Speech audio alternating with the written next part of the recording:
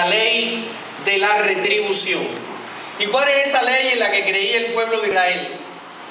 Esa ley decía, o esa creencia popular decía, que todo el que estaba bendecido, todo el que tenía bienes materiales, todo el que estaba prosperado, sobreabundaba en gracia de Dios. Pero Dios, con esta historia de Job, quiere manifestar que no todo el que tiene bienes materiales los ha tenido por bendición de Dios, porque hay muchas maneras de tener bienes materiales y de eso no vamos a hablar. Entonces Job ha caído en una situación difícil, que lo está perdiendo todo. Y esta ley de la retribución en la que se creía en ese momento decía que algo muy malo tenía que haber hecho Job, que Dios le estaba quitando los bienes que tenía y lo estaba castigando. Y unos amigos vienen a cuestionarlo, vienen aparentemente a consolarlo, pero ellos no entienden el proyecto de Dios. Ellos no entienden que esa ley no era lo que se estaba aplicando en la vida de Job, sino que Job, como hombre justo, estaba siendo puesto a prueba con autoridad de Dios, y por eso estaba perdiendo sus bienes, para que quedara finalmente probada su amor y su fidelidad, porque la verdadera fe se prueba en el dolor, se prueba en la tentación, se prueba en la enfermedad y se prueba cuando se atraviesan situaciones tan difíciles como las que atravesó ese hombre. Y finalmente queda claro que en este mundo cualquiera puede padecer, y no es por castigo divino, es la consecuencia de nuestro pecado la que nos ha llevado al mal. Son nuestros errores y nuestras caídas las que nos separan de Dios, y no necesariamente porque Dios nos haya mandado un castigo por cada una de las cosas que nosotros hayamos hecho en la vida. Por otra parte, el Salmo de hoy nos invita a poner nuestra mirada en Dios, a prepararnos para ese país de la vida que Job se preparaba. Él dijo: hagan silencio porque todos estos males los he recibido de Dios.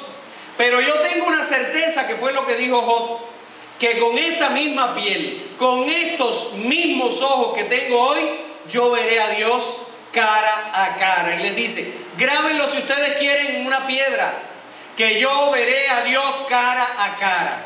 Lo que estoy pasando ahora en la vida humana no es comparable con la grandeza que Dios me tiene preparada un día. Y ya había dicho anteriormente Job: si Dios me los dio a mis hijos, Él me los quitó. Es decir, ahí se habla de una fe profunda, de una relación grande con Dios y de una fe madura que ha sido capaz de superar y dar gracias a Dios en la abundancia, pero de dar gracias a Dios también en la precariedad, en el sinsentido, en el sufrimiento, en la muerte y en el abandono. Todo momento para Job es de acción de gracias. En lo que hemos ido viendo en los capítulos que hasta hoy están consignados ahí en la Escritura. Ese es el país de la vida de que nos habla el Salmo. Y yo no sé si ustedes se están preparando para el país de la vida. Levanten la mano aquí, ¿cuántos quieren ir al país de la vida? ¿Ya se hicieron la foto ya para el pasaporte ya? Voy a tirársela ahora. ¿Le tomaron las huellas ya? ¿Ya les hicieron la investigación de migración? ¿Han tenido que casarse con alguien para que le resuelva el problema ese de la nacionalidad del país de la vida? Nada de eso hace falta para entrar al país de la vida. Solo hace falta tener un corazón decidido a amar, porque estamos grabados y estamos inscritos no en inmigración, sino en el libro de la vida desde el día en que fuimos bautizados. Ahí fuimos inscritos en el libro que nos permite entrar al país de la vida. Y de ahí no nos va a borrar nadie, nada más que el pecado. El pecado es el único enemigo que nos puede impedir que no podamos entrar ahí. Así es que si no entramos, no es porque no tengamos dinero o porque no teníamos la visa, porque ya la visa la tenemos todos. Fuimos visados todos, y todos los que quieran ser visados solo tienen que bautizarse y creer en lo que Cristo ha mandado, así de simple. Ahora, no podemos volver a mirar atrás, porque el pecado es el único enemigo que nos puede separar y apartar nuestra entrada en el país de la vida. Y fíjense que en el país de la vida, según nos dicen los textos bíblicos, dice que en el último día se cerrará la puerta y habrá muchos que harán fuera: ábranme. Y dice que oirán una voz de dentro que dice: no los conozco, ¿quiénes son ustedes? Y entonces los que están fuera van a decir: nosotros predicábamos en la plaza, nosotros éramos del grupo de Tolentino, nosotros éramos los que arreglábamos las sillas, nosotros veníamos de allá desde la punta del Bronx, somos nosotros. Y la voz dirá: si no hicieron lo que me agradaba, no los conozco. Y esto no lo digo yo, eso lo dice la palabra de Dios. Pues que quede bien claro que para entrar al país de la vida solo hace falta esto. El Evangelio de hoy nos presenta, diríamos, el perfil del mandato misionero. Jesucristo envió primero a un grupo, les dio poder y la autoridad sobre los demonios para curar enfermedades. Hoy envió otro grupo de 72 y les dijo: vayan y proclamen el reino de los cielos. Vayan de 2 en 2, no vayan con tantas maletas, con tantas cosas, no anden saludando tanta gente por el camino. Entren a una casa y quédense ahí tranquilos. ¿Por qué Jesús habrá dicho esto? Primera, hay que evitar todas las distracciones vanas, todo lo que nos distrae de lo más importante, que es el anuncio del reino. Hay que evitarlo y hay que quitarlo del camino. La saludadera quiere decir que fácilmente nos distraemos y empezamos saludándonos, pero terminamos hablando mal del que dejamos en la casa, o del que dirige el grupo, o del cura que celebró la misa. Por eso hay que evitar todo comentario y todas las banalidades que nos pueden hacer caer en la tentación. Cada vez que entren a una casa, declaren la paz. Háganlo cada vez que lleguen a una casa. Háganlo porque es mandato divino. Proclamen la paz en ese hogar que ustedes entren. Cada vez que entren, si son gente de paz, esa paz se va a quedar allí. Si ellos no la quieren o la rechazan, no van a perder nada. Esa paz viene para ustedes. Vuelve. Si en una ciudad no lo reciben, sacúdanse el polvo de los pies. Es decir, esto es lo que hay que hacer para hacer misión. Después que hayamos hecho todas estas cosas, dice: curen todo tipo de enfermedades, sanen a los enfermos, limpien a los leprosos. Por ese mandato divino, estoy aquí hoy invitado. ¿Para qué? Para dar cumplimiento a eso que Jesús nos dice en la palabra. Y les han anunciado una misa con intención de sanación intergeneracional. Hay muchas veces que corremos detrás de todas las cosas y sin saber detrás de qué cosas estamos corriendo, sin preguntar qué significa eso. Pues ¿qué significa la palabra intergeneracional? A ver quién me ayuda con eso ahí.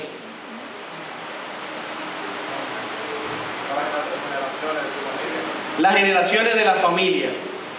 ¿Qué más?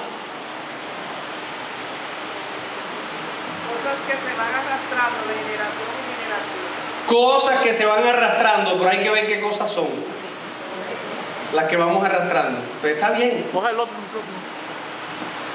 Otro más que quiera, o otra que quiera compartir algo, a ver. Pues bien, vamos a hablar un poco de lo que llamaríamos sanación generacional, para que veamos lo que es y lo que no es. En cuanto al pecado, dice Ezequiel en el capítulo 18: se dice en Israel el refrán que los padres comieron uvas verdes y los hijos se le botaron los dientes. Dice el Señor: ya no se hablará más en Israel de ese refrán, palabra de Dios. El que cometió pecado, ese muere por su pecado. Es decir, nosotros no morimos por causa del pecado de nadie. El ser humano muere por su propio pecado porque tenemos la libertad de aceptar o no el pecado. Entonces, quiero aclarar. Llegó una mujer el otro día y me dijo, quiero que me ore porque tengo una cadena en la 9ª generación. Y yo dije, ¿quién te lo dijo? Porque yo conocí a una de mis abuelas, fue que yo conocí. No sé de su nombre porque me lo decía mi padre. Dice, no, el problema es que no prospero, el problema es que no encuentro novio, el problema es que los trabajos no me duran. Y me dijeron que es por causa de esa atadura. Eso necesita un estudio más profundo, a ver por qué los hombres no encuentran hombres, por qué no encuentran trabajo. Bueno, todas esas cosas que están mezcladas con superstición, hay que tener cuidado con eso. La sanación es mucho más. Lo que Cristo ofrece es mucho más. No es por causa de unos pecados que tuvieron mis antepasados, por eso hoy yo tengo esa cadena que no me la ha quitado ni el padre Máximo, ni el padre Chelo, ni el padre Fray José, ni el padre de no sé quién de Costa Rica. Ninguno me la quita. Le dije, ¿tú crees que yo te la voy a poder quitar? Si ellos no han podido, ¿tú crees que pueda yo? Pues yo creo que esto lo que hay es que analizarlo más profundamente. Jesucristo no vino a complicarnos la vida. El Evangelio es mucho más sencillo.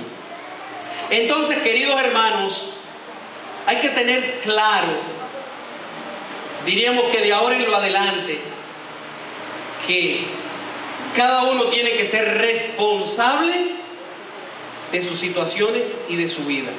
Lo que a mí me pasa hoy no es por causa de los pecados que cometieron mis antepasados, ni en la 8ª ni en la 5ª. Cuando la palabra de Dios habla que Dios castiga hasta 1000 generaciones y da su gracia hasta 1000, se refiere al pecado de nuestros padres, cuya consecuencia fue la muerte. Es decir, el pecado por el que padeció toda la humanidad fue el pecado original de Adán y de Eva. Y eso se solucionó ¿con qué? Con el bautismo. Y ahí murió todo eso. De ahí para allá no hay nada más. Lo que empezó después del bautismo, tú tienes la responsabilidad de quitarlo o tienes la responsabilidad de seguir con él. Porque si decimos que los problemas que yo tengo hoy son por causa de la 4ª, la 5ª, la 6ª, ¿quién es el responsable entonces del problema? Nadie tiene la responsabilidad. Porque Adán le echó la culpa a Eva a la serpiente, y la serpiente miró para atrás y no encontró a quién tirarle la culpa. No encontró. Entonces, aquí atentamos contra una enseñanza de la iglesia, la enseñanza de la responsabilidad y de la libertad que Dios nos ha dado para elegir entre el bien y el mal. ¿Quedó claro eso? Ahora, ¿de qué podríamos decir que heredamos y arrastramos? ¿Y qué cosa es lo que sí hay que sanar en el árbol genealógico? Bueno, la biología ha demostrado que hay enfermedades que son de carácter hereditario. La diabetes, por ejemplo. La diabetes no me cabe duda de que es hereditaria. ¿Por qué razón? Yo tengo mi sobrino más pequeño, su papá murió a los 45 años de una diabetes. Y en el mismo tiempo que ese sobrino mío tuvo su diabetes, otro hermano de mi sobrino, que su papá tuvo con otra esposa, se le declaró casi al mismo tiempo la diabetes a los dos. Entonces, hay enfermedades que se heredan por los genes. Hay cuestiones psicológicas que se heredan por los genes. Pero hay cosas y hay ataduras de las que hablamos que no se heredan ni por los genes ni por la psicología, sino que se aprenden como conductas que las generaciones siguen repitiendo. Y esto es lo primero que hay que meter en el Evangelio, esto es lo que hay que renunciar y a esto es a lo que hay que cerrarle la puerta. Por ejemplo, si usted bebe Menciono el alcoholismo porque es algo que lo vemos en muchas familias. En mi familia yo lo he visto, en Cuba, se repite. Pero no es que usted heredó el alcoholismo, usted lo aprendió porque usted lo vio. No es que en los genes o en el espíritu usted tenía un espíritu de alcohol. Usted lo aprendió porque su papá bebía probablemente, o lo llevaba a donde se bebía, o lo aprendió en la sociedad, y su padre lo puede haber aprendido de su padre. Pero no es una maldición, es un vicio, es una conducta que se ha aprendido. Y lo que hay que trabajar es directamente el vicio y pedir a Dios que dé la fuerza y dé la gracia para que uno pueda salir liberado del vicio. Una señora me decía, tengo un hijo mentiroso, tiene un espíritu de mentira, y esto es una cadena que yo quiero romper porque me dijeron que en la 10ª generación, el tatara no sé cuánto, era mentiroso, tenía una agencia de mentiras.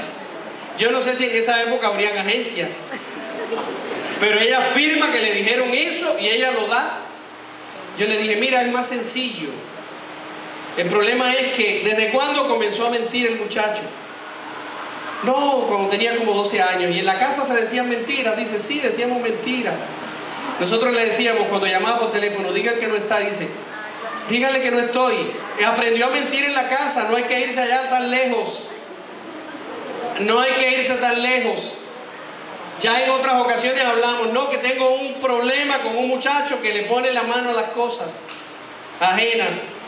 Y hay una atadura por allá en no sé qué generación, porque dicen que había un abuelo que se metía a robar en la finca del vecino.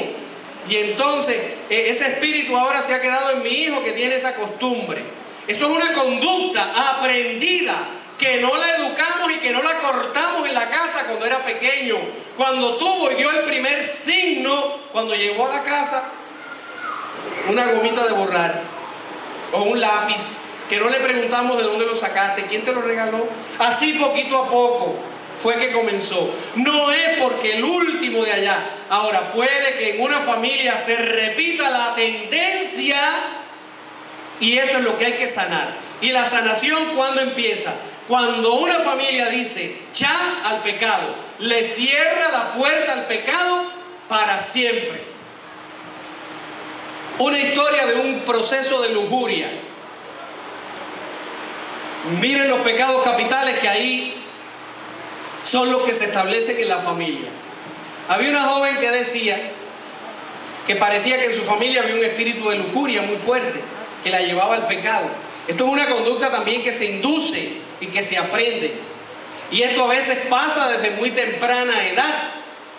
Y la historia que les voy a contar es la historia de un caso que yo atendí, de una joven, no la he visto nunca más, hace más de 8 años que no la veo, no sé dónde estará, que ella tenía un desorden de lujuria.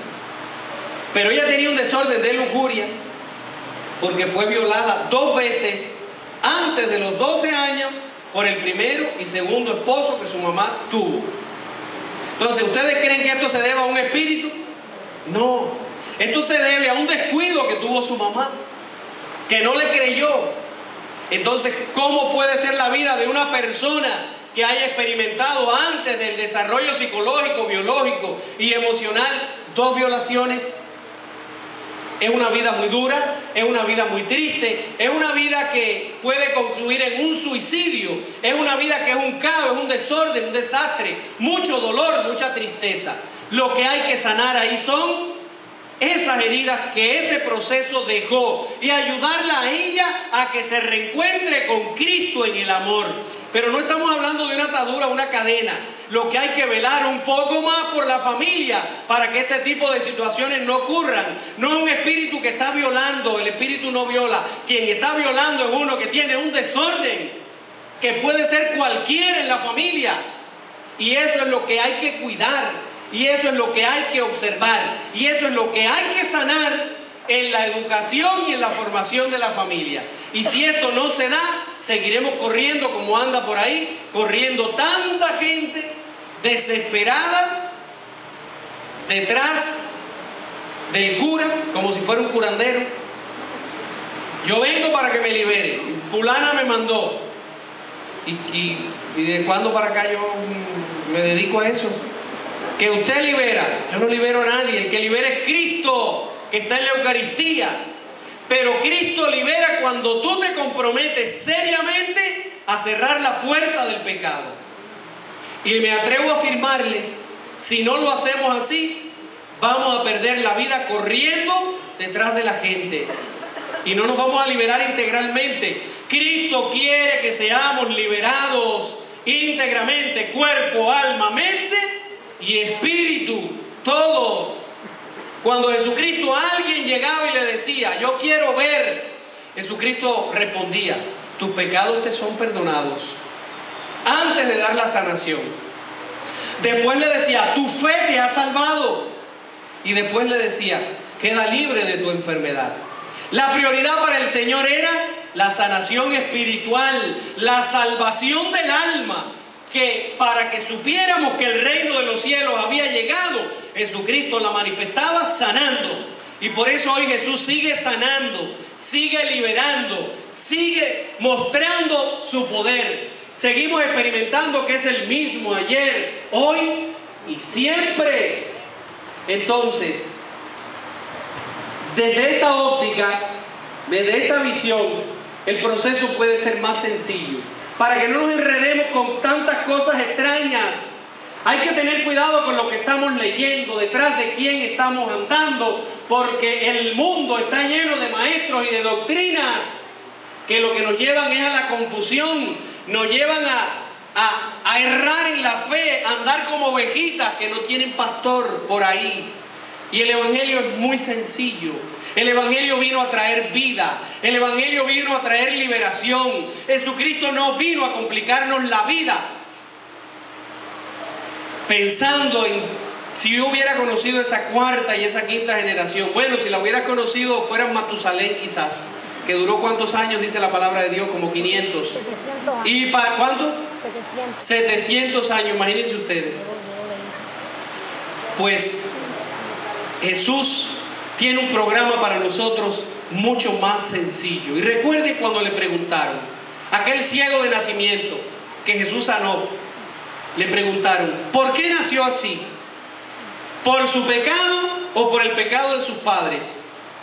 ¿Qué fue lo que le respondió Jesús? En Juan 9, Jesús le dijo, ni por causa de sus padres, ni por causa de su pecado.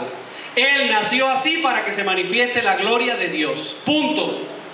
No empezó a preguntar que si la abuela pecó, que si la tatarabuela pecó, que si la no sé quién pecó. Jesucristo no anduvo en el árbol genealógico. Jesucristo dijo, para que se manifieste la gloria de Dios. Así de sencillo. Cuando tú tengas un mal, cuando tú tengas una atadura en tu familia, mírala así, de esa manera simple que Cristo la miró. Esto lo tengo para que se manifieste la gloria de Dios en mi vida. Él me ha permitido caminar por estos caminos oscuros para que se manifieste su gloria en mi vida, para que se manifieste su gloria en mi familia, para que se manifieste su gloria en mí, para que se manifieste su gloria en mi iglesia, donde yo comparto en mi grupo. Y así es más fácil. Entonces, ayudemos a la gente a salir un poco de todos esos errores que nos cansan, que nos matan la fe, que la gente ha gastado tanto tiempo, tanto dinero. Hay una mujer por allá por New Jersey, dice, yo he traído más de 50 gente de distintos lugares del mundo y les he tenido que pagar pasaje, comida, ministerio de música, para que me liberen, y cada día lo que me pongo es peor. Yo le dije, pero ¿por qué no te animas y vas a un psiquiatra? Sí, porque a lo mejor lo que tienes es un problema mental y están diciendo que tienes una atadura. Te están orando por una cosa que no existe. Lo triste es que ¿dónde está el discernimiento de toda esa gente que te ha orado? Yo no veo que tú tienes ningún espíritu, ninguna cadena. Lo tuyo es más sencillo. Y dice ella que está como la mujer esa que se ha gastado, dice, todo lo que tiene, la pensión se la ha gastado buscando gente para que le oren. Y cada vez que viene uno le da una receta más difícil. y la manda a hacer le da unos métodos, y esto tienes que hacerlo así, esto lo tienes que hacer de aquella manera, y le tienes que hacer 50 misas a no sé quién y 200 a no sé cuánto, y cuando vayas a Santo Domingo tienes que ir a pie desde la capital hasta Higüey, y después de la capital te tienes que mandar para el Santo Cerro. Ella dice, este pie ya lo tengo inflamado. Dice, este pie mire cómo lo tengo, porque la caminata no llegué ni al peaje de Santo Domingo ya, porque ahí estaba casi que lisiada. Imagínense ustedes esas cosas. ¿Le puede agradar eso a Jesús?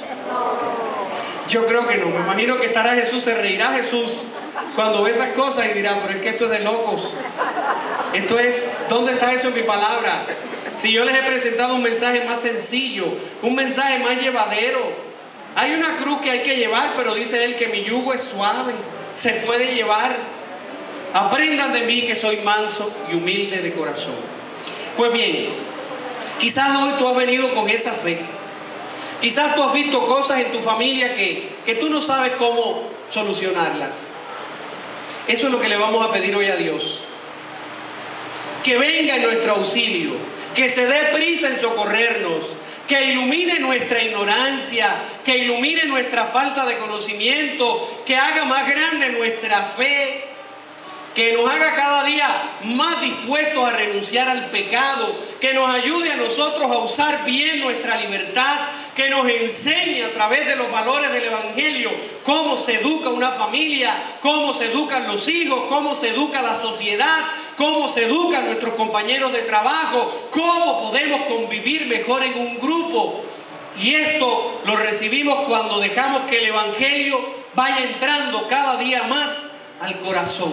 El camino de la santidad no es fácil, porque siempre vamos a tener pruebas. El camino de ir a Dios siempre nos pondrá tribulaciones. La seguridad que tenemos es de que Cristo ha vencido, que hay una gloria que dice Pablo, que los males que podamos haber recibido hoy, dice, no pesan nada con la gloria que Dios nos tiene preparadas. Y esa es la esperanza que nos anima. Esa es la esperanza que nos sostiene. Esa es la esperanza que el Evangelio nos regala, que nos da gratuitamente. Y de esa es la esperanza que nos tenemos que llevar hoy el corazón lleno, para llenar el corazón de tantos que no tienen la luz, que no tienen la fe, que no tienen el amor y que no conocen de Cristo Jesús. Yo creo en la fuerza del Evangelio. Yo creo en lo que hace Jesús en una familia cuando dejamos que Él pase. Pero cuando nosotros le dejamos entrar a Jesús, no podemos dejar la puerta del fondo para que entre otro. No podemos dejar la puerta del pecado abierta. Y renunciar al pecado y a las consecuencias que el pecado deja en nosotros, yo no les digo que es fácil. Esto es una lucha hasta la muerte. Porque la tentación la vamos a tener todos los días. Cada vez que nos levantamos, nuestros ojos mirarán a donde no deben y nos harán mirar a donde no debemos. Nuestros oídos escucharán lo que no deben escuchar. Nuestras palabras y nuestros labios dirán, y nuestra lengua, lo que no se debe decir. Pero lo importante es, con la gracia de Dios, aprender a dominar los sentidos y las inclinaciones del pecado. Esa es la cadena que Jesucristo ha venido a romper y que de hecho rompió con los méritos de su sangre. Y dice que el último enemigo por vencer, ¿cuál es? Dice Pablo. La muerte. La muerte. Es decir, ya Cristo venció a todos nuestros enemigos y el último que falta es la muerte. Y eso será en el día final, cuando todos, como dice Job, sean levantados de la tierra y puedan contemplar con sus ojos a Dios cara a cara. Después de la comunión vamos a orar por sanación y liberación, porque eso es parte también del mandato del Señor. Pero es importante que tengamos claro por qué estoy orando, porque a lo mejor yo le estoy pidiendo a Dios, rompe esta cadena, y Dios nos está diciendo, pero ¿de qué cadena tú me hablas? ¿De qué cadena me estás hablando? Entonces hay que tener claro todo eso, porque la naturaleza humana se cansa y cuando vemos que los procesos no se dan, perdemos la fe. Y cuando perdemos la fe nos vamos entonces a la tentación de ir a buscar soluciones a otros lugares donde no está Dios.